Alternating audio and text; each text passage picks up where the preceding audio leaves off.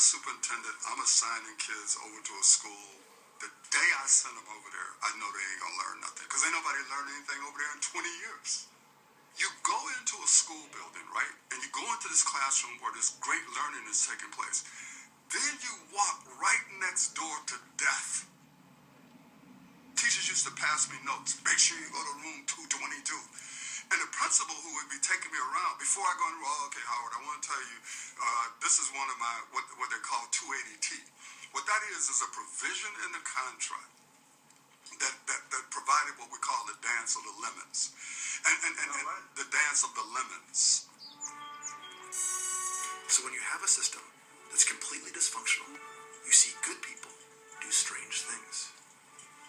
In Milwaukee, they call it the dance of the lemons. Here's how it works. Principals have their lemons. These are teachers who are chronically bad. They know it. The other teachers know it. The school knows it. But the union contract says you can't fire them. So at the end of the year, all the principals get together and they do the lemon dance.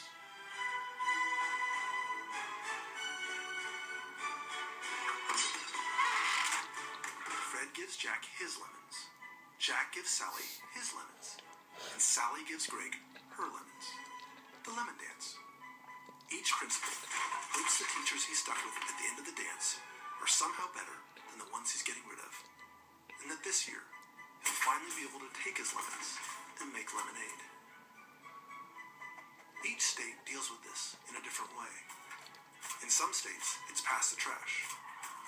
Others, it's the turkey trot. In New York, they have something else.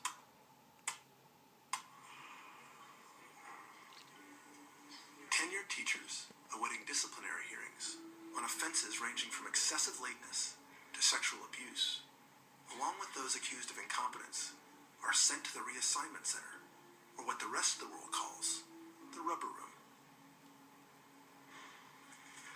These 600 teachers collect their full salaries and accumulate benefits for spending 7 hours a day reading or playing cards.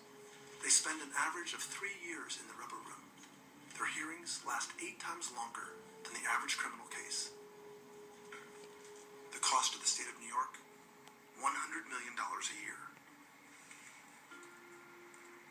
And none of this deals with the larger pool of teachers who just aren't good at their job.